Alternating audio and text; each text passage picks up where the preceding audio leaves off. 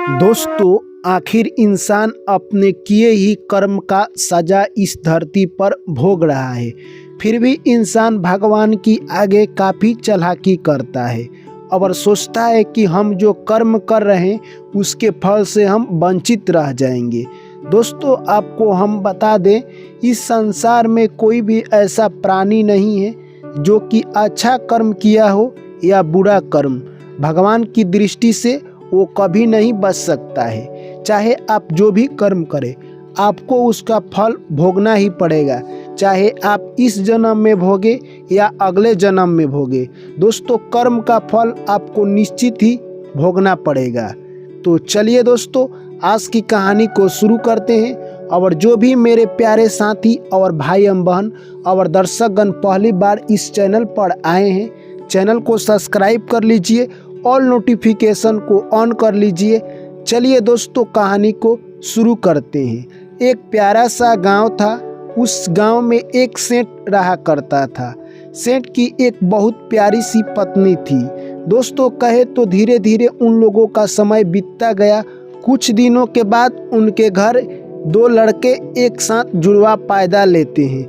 दो लड़के घर में आने के बाद सेठ और सेठानी काफ़ी खुश हो गए। यानी कहे तो दोस्तों, खुशी के भी मौसम में थोड़ा सा गम उन लोगों के बीच जिंदगी में आ गया। यानी कहे तो दूसरा लड़का यानी छोटा वाला लड़का आँख से अंधा था। यानी कहे तो दोस्तों, वो कुछ नहीं देख पाता था। फिर सेठानी और सेठ फिर भी खुश रहते थे, क्योंकि उन्होंने सोचा कि भगवान हमारे साथ जो भी किए हैं हमारे कर्मों का ही फल है। यानी कहे तो दोस्तों, वो सोच रहे थे कि चलिए, हमारा बड़ा लड़का तो है जो कि उसको तो दिखाई देता है, उसी के चलते हमारा छोटा लड़का का भी जिंदगी धीरे धीरे पार लग जाएगा। कहे तो दोस्तों, समय धीरे धीरे बीतता गया और समय ने एक बार टर्न लिया। जी हाँ दोस्तों, आपको बता दें, यानी दोनों लड़के देखते देखते बड़े हो गए। इतने में सेठानी सोचने लगी कि अब मैं अपना बड़ा लड़का का शादी कर देती हूँ, क्योंकि मेरा आजकल तबीयत भी खराब चल रहा है। क्या पता ज़िंदगी में कब मैं रहूँ या ना रहूँ।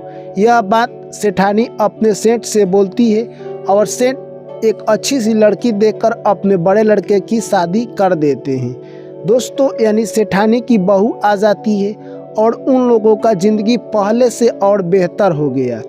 दोस्तों, दोनों भाइयों के बीच इतना प्रेम था जिसका जिक्र हम अपने शब्दों में नहीं कर सकते हैं। सेठ का बड़ा लड़का अपने छोटे भाई को अपनी जान से भी ज़्यादा मानता। दोस्तों, कहे तो उसका छोटा भाई जो कि अंधा था, वो मन में यही सोचता कि मेरा क्या होगा ज़िंदगी में आगे चलकर। सेठ का बड़ा लड़का अपने छोटे भाई को गांव के पास में ही एक मंदिर था, वहीं पर ले जाता है। वहीं पर बहुत सारे साधु और पंडित आते थे, जहां पर बहुत सारा कीर्तन गाया जाता था। वो भी जाकर वहां पर बैठता। ऐसे कर कर वो कुछ दिनों से वहां पर जा रहा था। समय धीरे धीरे बीतता गया। वो वहां जाकर काफ़ी सुरीली आवाज़ में गाने लगा और काफ़ी मस्त तबला बजाने लगा। कहे तो दोस्तों, उसकी सुरीली आवाज़ और तबला के उस गांव जवार के लोग दीवाने हो गए। यानी कहने का साफ मतलब है दोस्तों कि माँ सरस्वती उसके सुर पर बैठ गई, यानी जिससे उसका आवाज़ प्यारा और मधुर लगने लगा। ऐसे ही धीरे धीरे वो अपने गाँव में फेमस हो गया। अब उसका डेली काम था, सुबह उठकर वो मंदिर को निकल जाता और वहीं पर हरे कीर्तन गाता। ऐसे ही धीरे धीरे दोस्तों समय बीतता गया और अचानक एक दिन सेठानी की मृत्यु हो जाती है। अब घर में बच गए केवल 4 लोग, सेठ और उसके बड़ा लड़का, छोटा लड़का और उसकी पत्नी। तो दोस्तों, अब जो कि सेठ की बहू थी, अपने देवर से थोड़ा सा धीरे धीरे घृणा करने लगी। वो सोचती कि अब तो इनकी अम्मी चल बसी और मुझे अब इनका सारा काम करना पड़ेगा। यानी वो काम करती पर मनमुटाव से काम करती। ऐसे ही धीरे धीरे समय गुजरता रहा। एक दिन सेठ ने अपने बड़े लड़के और छोटे लड़के को और बहू को एक जगह बुलाता है। उसके बाद सेठ कहने लगा, हे बहू, आज से तुम ही मेरे छोटे लड़के की माँ हो। तुम ही इसकी देख रेख की यानी सहायता कर सकती हो, क्योंकि अब मेरा आने वाले दिन में क्या होगा मेरा कुछ पता नहीं। अब मैं कुछ ही दिन का मेहमान हूँ, तुम ही इसको अच्छी तरह से देखभाल करोगी। दोस्तों धीरे धीरे समय बीतता गया और सेठ भी यहाँ से चल बसा। अब दोस्तों सेठ की जो बहू थी वो अपने देवर से मनमुटाव करने लगी, पर जो कि सेठ का बड़ा लड़का था अपने भाई को जी जान से मानता। जब भी वो ड्यूटी से आता पूछता, हे मेरे भाई तुम्हें कुछ हुआ तो नहीं है, किसी बात का अगर दिक्कत हो तो तू मुझसे बोल देना। पर वो छोटा उसका भाई था, वो सच्चाई अपने बड़े भाई को नहीं बताना चाहता था। वो सोचता था अगर मैं पूरी सच्चाई बता देता हूँ तो मेरे भाभी और भैया के बीच मनमुटाव हो जाएगा, यह सच्चाई मैं कभी नहीं बताऊंगा। धीरे धीरे दोस्तों समय बीतता गया और कहे तो सेठ के लड़का का एक लड़का हुआ।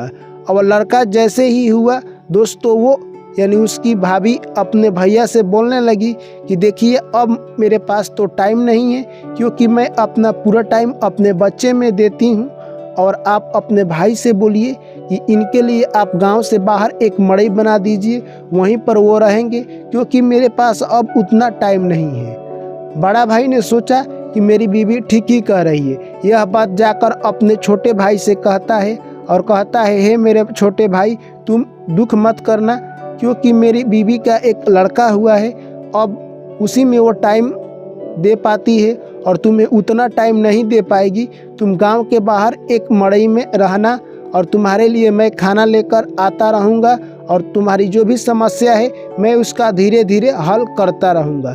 छोटे भाई खुश हो गया और गांव के पास एक मड़ई बनाकर वहीं पर अब वो रहने लगा। वहीं पर दोस्तों अब धीरे धीरे अपना ज़िंदगी बिता रहा था। ऐसे ही डेली खाना बनता और उसका बड़ा भाई वहाँ पर दे देता और अपने काम को निकल जाता। एक दिन बहू सोचने लगी कि इस मेरे आंधर देवर को डेली खाना बनाकर देना पड़ता है। वो एक दिन लेट से खाना बनाती है और उसका पति काम पर निकल जाता है। वो खाना खुद लेकर कहे तो दोस्तों यानी उस देवर के पास जाती है।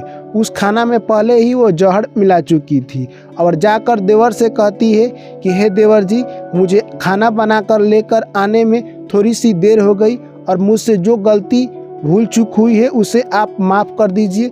मुझे कुछ पता नहीं था, इसलिए मैंने आपके साथ कुछ गलती किया। यह बात सुनकर वो अंधा व्यक्ति समझ गया कि मेरी भाभी अब सुधर गई है, यानी कहे तो उनको गलती का एहसास हो चुका है, इसलिए वो मुझसे माफ़ी मांग रही है। आज हमारे लिए खाना बनाकर लेकर आई है। काफ़ी वो अंधा व्यक्ति खुश था। दोस्तों वो अंधा व्यक्ति जब भी खाना खाता वो भगवान शिव को भोग लगाकर ही खाता। उसकी भाभी खाना देकर चली जाती है और वो भगवान शिव को भोग लगाता है। इतने में भगवान शिव देखते हैं कि मेरा भक्त मुझको भोग लगा रहा है और उस खाना में जहर है, यानी कहे तो दोस्तों भगवान शिव उस जहर को अपने शक्ति के द्वारा टान लेते हैं। उसके बाद वो अंधा व्यक्ति खाना खाता है और उसका जहर का प्रभाव कुछ नहीं कर पाता है। यह बात जब उसकी भाभी को पता चलता है तो वो सोचने लगती है कि खाना में जहर की मात्रा बहुत कम था, इसीलिए देवर जी बच गए हैं। दोस्तों अगले दिन वो फिर प्लान बनाती है और खाना बनाने में लेट कर देती है। इतने में फिर उसका पति आज बिना खाए हुए ड्यूटी निकल जाता है। फिर खाना लेट से बनाती है और आज ज़्यादा जहर मिलाकर खाना में लेकर यानी आज खीर बनाई और अपने देवर के पास आ जाती है। देवर यह सब देखकर काफ़ी खुश था कि कुछ दिनों से मेरी भाभी खाना लेकर मेरे लिए आ रही है। दोस्तों आज फिर वो खीर देकर वहाँ से चली आती है। आज भी खीर में काफ़ी जहर मिला दी थी। दोस्तों वो अंधा व्यक्ति उठता है और खीर निकालकर भोले शंकर को भोग लगाता है और उसके बाद खाने ही वाला था तब तक उसे एक खबर मिल जाती है कि तुम्हारी भाभी गाँव में जाकर रो रही है। यह बात सुनकर वो अंधा व्यक्ति खाना नहीं खाता है और वहाँ से कुछ लोगों के सहारे अंधा व्यक्ति घर को आता है। तब तक यहाँ पर पता चलता है कि उसका जो भतीजा था वो खीर खा लिया था गलती से और उसकी मृत्यु हो गई। दोस्तों यह सब देखकर उसकी भाभी काफ़ी विलप कर रो रही थी। उतने ही देर में उसका भैया भी आ जाते हैं और उसको सब पता चलता है मामला कि क्या हुआ था। उतने में अपने पत्नी को राजा के द्वारा हवाले कर देते हैं, यानी कहे तो अपनी पत्नी को कारावास में डलवा देता है और उसका लड़का इस दुनिया में नहीं रहा। उसका देवर कहे तो अंधा व्यक्ति था, उसको काफ़ी अफसोस हुआ और वो रोने लगा। यानी दोस्तों कहे तो उसकी बहू जो करनी की थी उसका सजा उसे खुद मिल गया, यानी वो अपने संतान को ही जहर देकर मार डाली। कहे तो दोस्तों वो जहर में खाना मिलाई थी अपने देवर को मारने के लिए, और उसी में से कुछ खाना बच गया था जो कि उसका लड़का ही खा लिया जब वो खाना लेकर गई, और उसका लड़का के साथ ही दोस्तों यानी कहे तो हत्या हो गया। तो दोस्तों इस कहानी से हमें यही सीख मिलती है कि इंसान जैसा कर्म करता है उसका फल उसे भोगना ही पड़ता है, और इसी ज़िंदगी में भोगना पड़ता है। जिस तरह यानी सेठ की बहू ने अपने देवर को मारने के लिए प्लान यानी साजिश बनाई थी, खुद उस जाल में फंस गई और उसका लड़का उसको ही छोड़कर चल बसा, और उसका यानी अंजाम यह हुआ कि उसे जेल और कारावास में अपना ज़िंदगी बिताना पड़ा। तो दोस्तों कभी भी इंसान को गलत कर्म नहीं करना चाहिए। अगर आप गलत कर्म करते हैं और सोचते हैं कि मेरा भाग का उदय होगा, तो ये दोस्तों कतई नहीं होगा। कभी भी आप गलत कर्म ना करें और आप अपेक्षा ना रखें कि मेरे भाग का उदय होगा।